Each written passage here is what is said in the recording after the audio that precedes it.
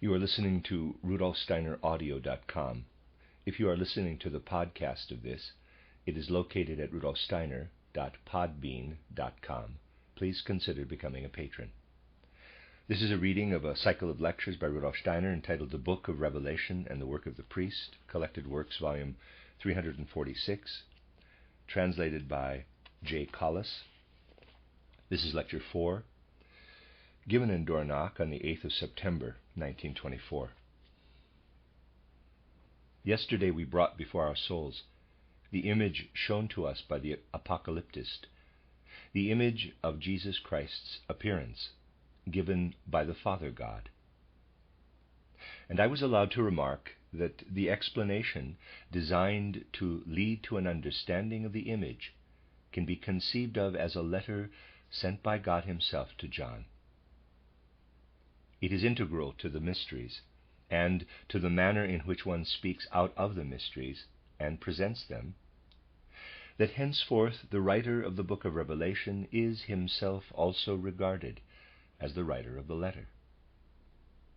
It lay in the nature of the mysteries for the writer of a document such as this not to feel himself to be its author in the sense in which we regard the author of a work nowadays.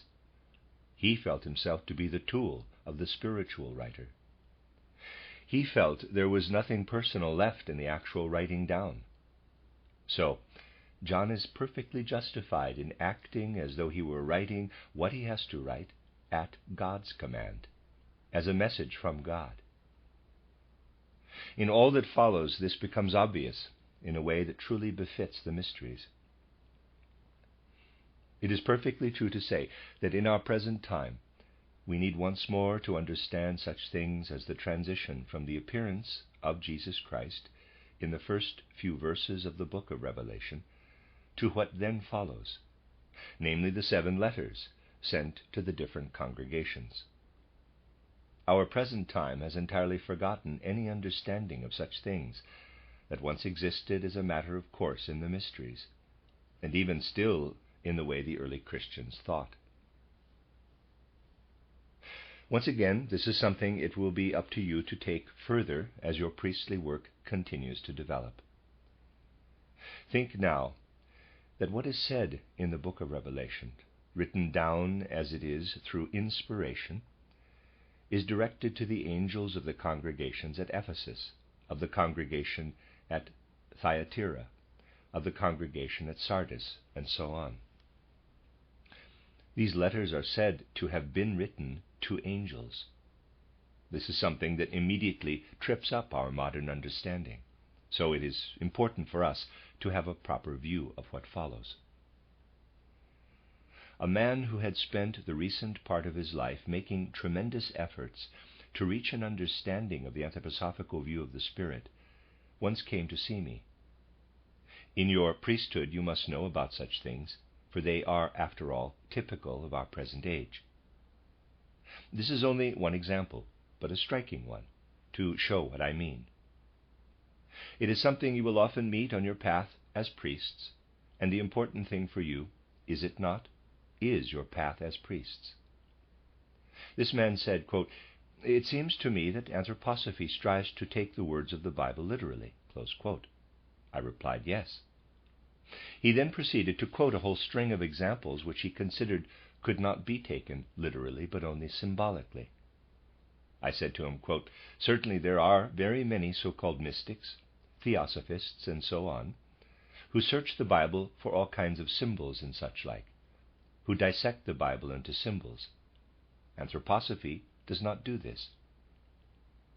Anthroposophy looks only for what can lead to understanding the proper meaning of the original text, although this might sometimes mean taking the symbolic language as the starting point.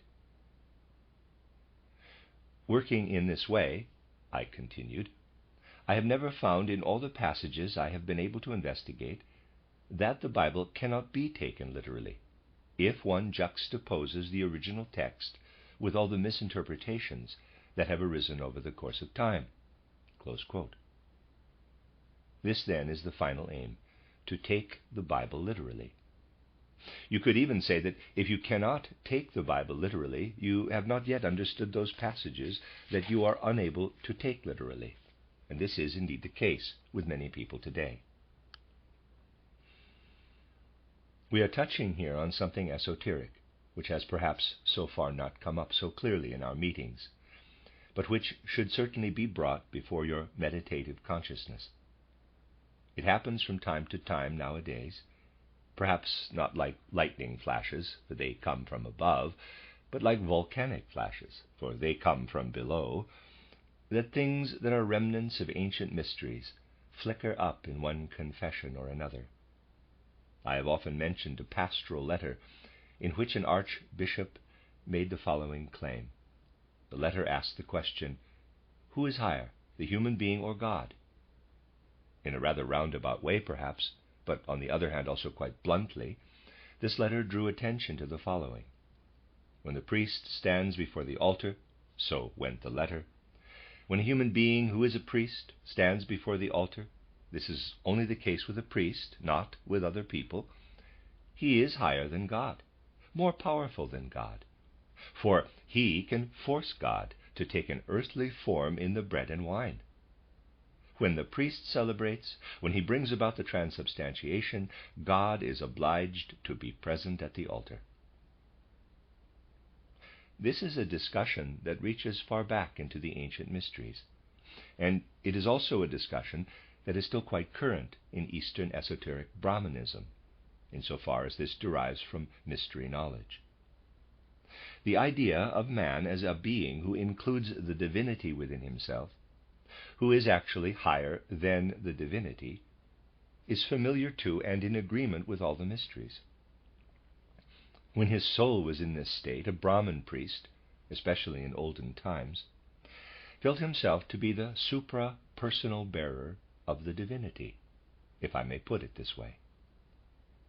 This is an incisive statement flashing into our time from the ancient mysteries, and it should at least once be confided to a priest's meditative soul life. After all, it contradicts entirely what has gradually become established, particularly in Protestant consciousness. As far as Protestant consciousness is concerned, what is written in the pastoral letter quoted is of course nonsense. We shall be returning to this during our considerations on the book of Revelation. Behind it is really only the idea, writ large, that comes toward us here at this point in the book of Revelation. At the behest of God, and inspired by God, John writes to the angels of the 7 congregations. In the state of soul in which he is writing, he certainly feels himself to be the one who is to pass on advice, admonition, their mission, and so on, to the angels of the 7 congregations. What does this mean in a concrete sense? When the angel of the congregation at Ephesus or at Sardis or Philadelphia was mentioned, who was actually meant? To whom was the message to be addressed? Though this is difficult for people to understand nowadays, there were in those days individuals like those of today whom we call well-educated individuals. Individuals well-educated in the Christian tradition, we would say today, of people in an analogous position. There was a core of individuals who understood the meaning of this. The one who is writing has a prophetic nature like that of John, who, when he is writing in this state of soul, is higher than those angels. He is writing to the angels of the congregations. But among those who understood, there would have been no need to point to something supersensible when mentioning angels. The picture people had was this: Christian congregations have been founded and continue to exist. The writer of the book of Revelation considers that he is addressing his letters to future times, in which what he has to say to the congregations will come to pass. He is not speaking at all of present conditions. He is speaking of future conditions. If those who, at that time, were taking into consideration the traditions that had arisen out of the ancient mysteries, they would have pointed to the bishop of the congregation as the one to whom the letter was addressed. On the one hand, it was entirely clear to them that the actual leader of the congregation was the supersensible angelos. But on the other hand, they would have pointed to the bishop, the canonical administrator of the congregation. People at that time had the concept that the one who was the administrator of a congregation, such as that of Sardis or Ephesus or Philadelphia, the one who exercised this office, was the actual earthly bearer of the supersensible angelos being. So when he writes, John does indeed feel himself inwardly taken hold of by a higher being than the angelos. In writing to the bishops of the 7 congregations, he is writing to human beings who are not only filled with their own angel, which is the case with every individual, but also with the guiding, leading angel of the congregation. So he begins to speak about what he has to say to these congregations, and he is certainly pointing to the future. We must ask, why are 7 letters written to 7 congregations? These 7 congregations are, of course, the representatives of the various pagan and Jewish nuances out of which Christianity has been born. Concrete facts were much more thoroughly understood in those times than later on. At the time when the book of Revelation was written, people knew exactly. Here, for example, is the congregation of Ephesus that long ago brought forth the immensely great mysteries of Ephesus, which, as was quite common in olden times, had pointed to the future appearance of Christ. The cultus at Ephesus was intended to unite the celebrants in Ephesus, as well as those witnessing the celebration, with the divine spiritual powers and also with the coming Christ. With its prophecy of the coming Christianity and with its pagan cultus, the ancient pagan congregation at Ephesus was perhaps the one that was particularly close to Christianity. That is why the letter to the angel of the congregation at Ephesus spoke of the 7 candlesticks. The candlesticks are the congregations, as the book of Revelation expressly states. The letter to the congregation at Ephesus, in particular, must be taken in its actual form just as it stands. It is clearly indicated that this congregation at Ephesus was the one that took up Christianity most intensely, devoting its first love to Christianity. For it is said that it did not keep its first love. It is of a future time to come that the apocalyptist wishes to speak in his letter. So we see in the example of this admonitory letter to the congregation at Ephesus how the apocalyptist characterizes the development the congregation goes through as one in which it looks to what flames up again from olden times. It was indeed the case that the different congregations spoken about here represent various pagan or Jewish nuances, that they had various ceremonials through which they approached the divine world in varying ways. Every letter begins in a way that shows how in each congregation Christianity has developed out of its particular brand of ancient pagan worship. One must understand that in the early days of Christianity, people's state of soul was entirely different from that existing today, especially in Europe, though not so much in the Orient. The way we now see religion, with a content of concepts that can be described logically, was very, very foreign, really entirely foreign, to the ancient mystery pictures of the early Christian centuries. In those days, people saw the Christ as an appearance of the mighty Sun being. But it was up to the congregation at Ephesus, the congregation at Sardis, the congregation at Thyatira, and so on, to strive toward him, each in its own way, in accordance with its own cultus. Each has a different nuance in the way it approaches him. Everywhere there are intimations of this being acknowledged. take the congregation at Ephesus, whose task it was to carry on the profound and ancient mysteries of Ephesus. It could not help but be different from, for example, the congregation at Sardis. The congregation at Ephesus had a cultus that was profoundly permeated by the presence of divine spiritual substances in earthly life. The priest walking in procession around Ephesus was able to call himself God or man in equal measure. He knew himself to be the bearer of the God. The whole religious consciousness at Ephesus was rooted in theophany, the appearance of the God in the human being.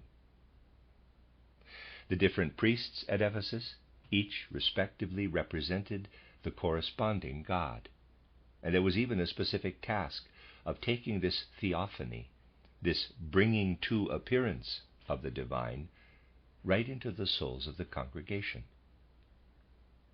Assume that among the priestesses at Ephesus, performing the rituals of the cultus, there was one in the procession who was essentially the living human form of Artemis, Diana, the goddess of the moon.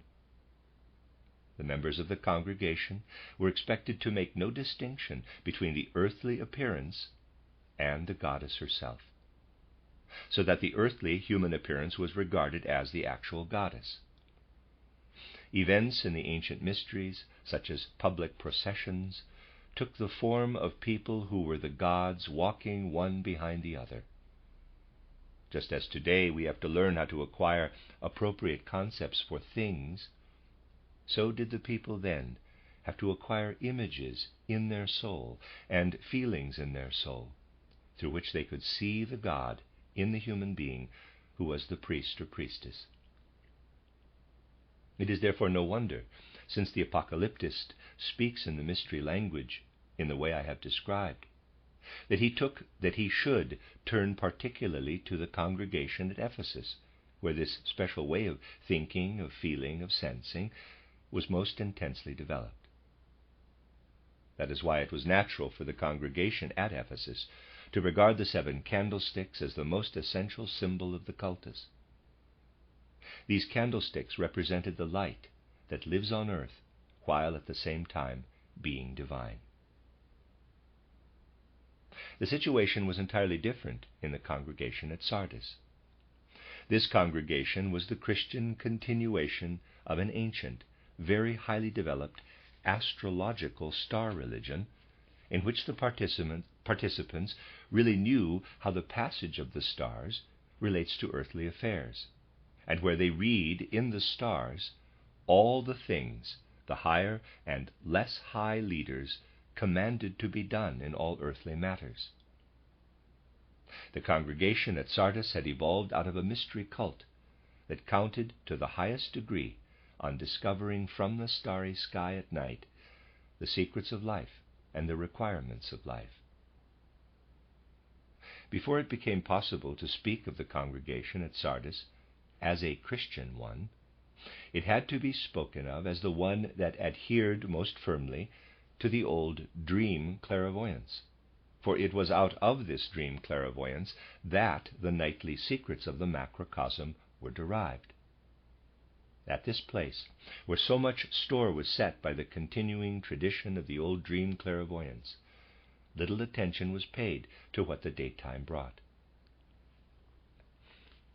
In this sense, the difference between the sun worship and the sun teachings of Ephesus and Sardis is indeed significant, insofar as one can genuinely speak of the ancient wisdom of both these places. In all the ancient mysteries, the teachings, which were also passed on to the lay population, were also the science of the day, for there was no science that was separate from the mysteries. The sun teachings of Ephesus differentiated between the 5 planets on the one hand, Saturn, Jupiter, Mars, Venus, Mercury, and the sun with the moon on the other. Nowadays we call the sun a fixed star in contrast to the planets, but then, especially in Ephesus, the sun was distinguished by being separated off from the planets and worshipped as the star of the daytime, because from the moment it rose to the moment it set, it was seen as the life-giving principle. This was not the situation in the earlier days of Sardis. Here the daytime sun was nothing special, and its light was accepted as a matter of course. In the town of Sardis, the daytime sun was nothing special, but the nighttime sun, which the ancient mysteries termed the midnight sun, was seen as being of the same degree of importance as the planets. The moon was not distinguished from the rest of the planets, and the sun was seen as being really of the same degree of importance as the planets. The sequence in Sardis was Saturn, Jupiter, Mars, Venus, Mercury, Sun, Moon, but not in Ephesus. Here they enumerated Saturn, Jupiter, Venus, Mercury on the one side, and on the other the gods of day and night, sun and moon, who were close to the life on earth. This is the great difference, and it was to this that all the ceremonial at Sardis was related. In these earliest Christian times, the old pagan cultus lived on in Ephesus, but with a slant toward Christianity, while in Sardis the nuance of the old pagan cultus, tending toward astrology in the way I have described, also lived on. So it was quite natural for the apocalyptist to write of Sardis, quote, that hath the 7 spirits of God and the 7 stars, close quote, Revelation 3:1. Here we do not have the candlesticks standing on the altar, nor the light that is bound up with the earth, but the light that is up there in the macrocosm. You can discover the degree to which the apocalyptist is still imbued with the ancient mysteries when you answer the question, what is it that he chides the congregation at Sardis about? To what must they be especially attentive? They must, he tells the congregation at Sardis, be attentive to finding the transition to the daytime sun, the place from which Christ took his departure. The meaning of each word must be taken exactly as it stands, if only one can press forward to the original meaning, knowing how the religious life was led in olden times, and that the apocalyptist was speaking in the grand style as the last of his kind, though there are always later effects that linger on. In the way he spread the culture of Hellas, Alexander the Great, for example, behaved impeccably when dealing with the religious life. This is obvious wherever we examine Alexander's campaigns. There are no endeavors to persuade the population, and no dogmas are given out.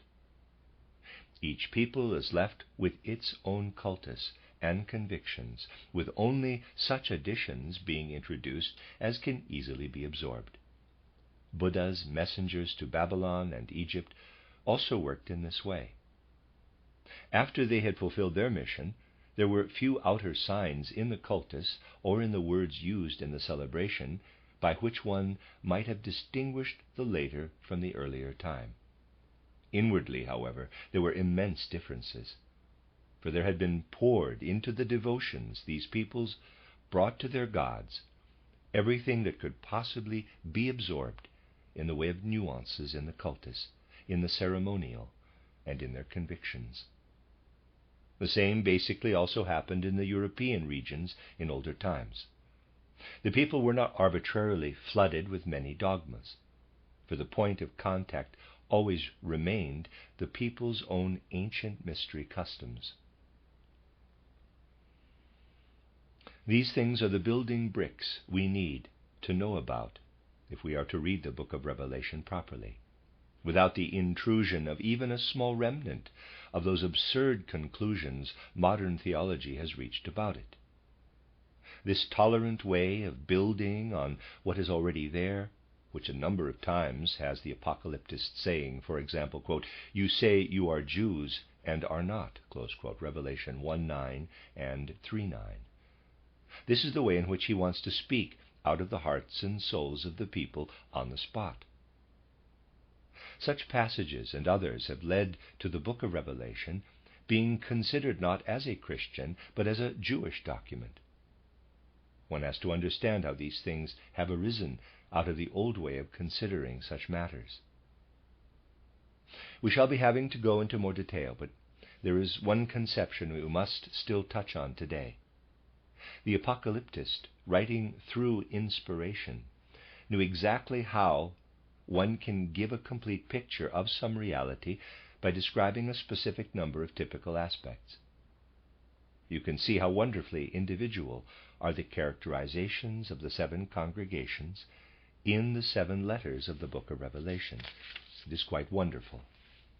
Each one is described in a way that distinguishes it clearly from the others, so that each presents itself to us with its own individual features.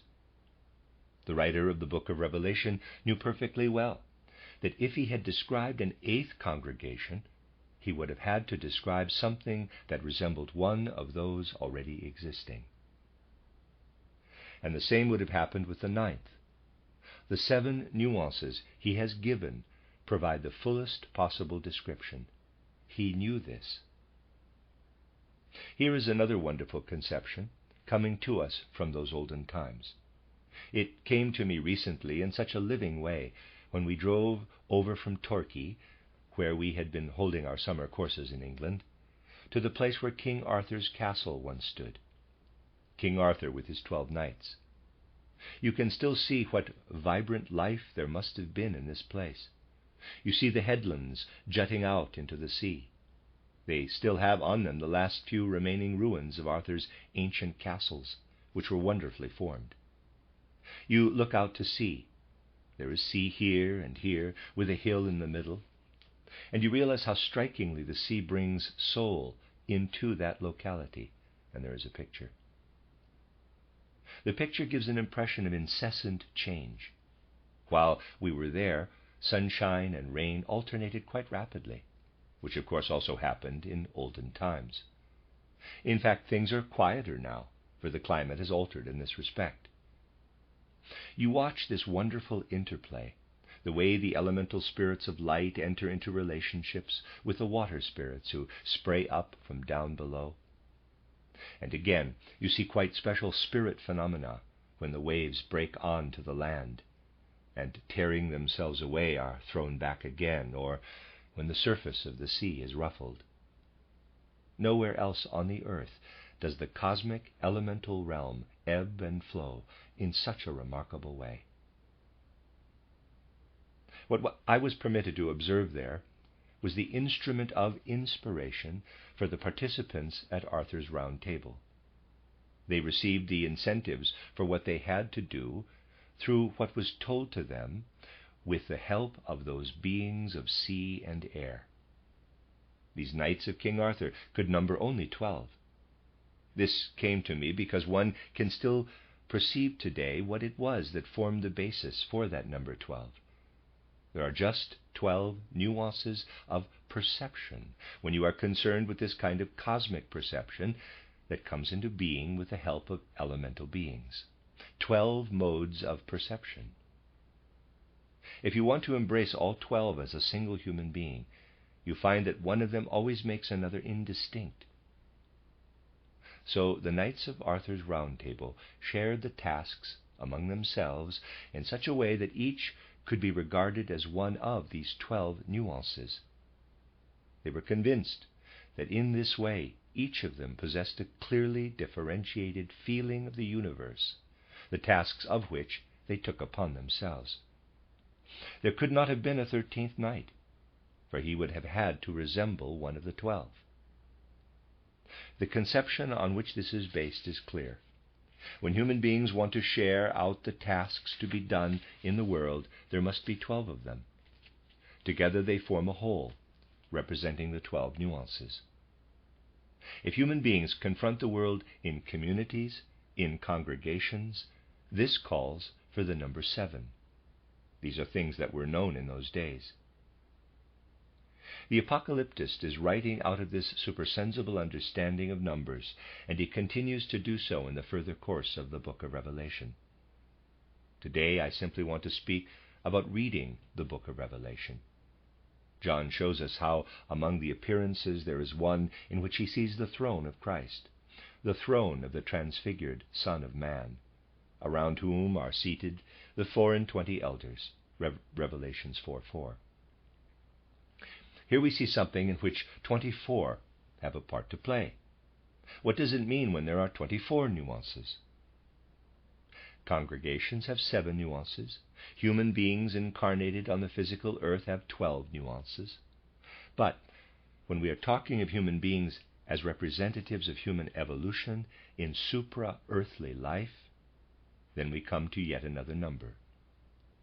There have been leaders of humanity whose task from age to age has been to reveal what humanity needed to receive as revelations. These revelations are simply written into the cosmic ether, which can also be termed the Akashic record. If we take the sequence of great revealers in evolving humanity, we find inscribed into the supersensible realm what each one of them has had to give.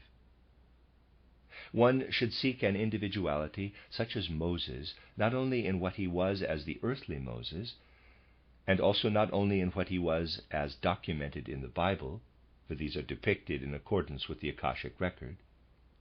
One should seek Moses where he is seated on the throne of Christ. The eternal element of his earthly existence, the abiding part subspecie aeternitatis, is firmly engraved in the cosmic ether. Only 24 such human powers chosen for eternity can exist, however, for a 25th would merely constitute a repetition of one of the others. This was known in prehistoric times. If human beings want to work together on the earth, there must be 12. If human communities want to work together, there must be 7. The 8th would be a repetition of one of the 7. But if subspecie aeternitatis, these work together who have made themselves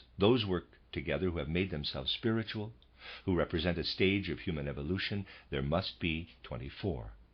And these are the 24 elders. If we take all 24 elders together, some of whose revelations already exist, while others are still to come, we have, surrounding the throne of Christ, a synthesis, like a summary of all revelations to humanity. Before this throne of Christ, there stands the human beings as such, the human being in juxtaposition with what is merely one link in the chain, a single stage of humanity. What I would like to describe as, quote, the human being in himself, close quote, in the way he must be comprehended. This is depicted beneath the image of the 4 beasts. A grand picture is there before us. The transfigured Son of Man in the center. On the throne, the separate stages of humanity through the sequence of ages, as the 24 guides of the 24 hours of the great cosmic day. And spread out over all this, beneath the picture of the 4 beasts, the human being himself, who has to embrace all the separate stages. Something important, something essential draws near to us in this. What is taking place there before the seeing eye of the apocalyptist, who brings the messages of God to the angels of their congregations and thus to the whole of humanity? What is taking place? When the 4 beasts begin to act, which means when the human being discovers his relationship with the Godhead, the 24 guides of the 24 hours of the great cosmic day fall upon their faces. They worship that which is higher, that which is the whole human being, as opposed to what each of them represents, which is merely one stage of humanity. The elders were really seen as this picture which the apocalyptist has to place before humanity. In olden times it was said that the one seated on the throne will come, whereas the apocalyptist has to say, the one seated on the throne has already been. I wanted to speak about what it means to read the book of Revelation. But we can only learn to read it correctly when we put ourselves in the position of starting to learn how to read by beginning with the ancient mysteries. We shall now endeavor to read on in the book of Revelation, for it contains profound secrets, and not only those that you ought to get to know, but also some that it will be for you to carry out, some which you must do. The end of Lecture 4.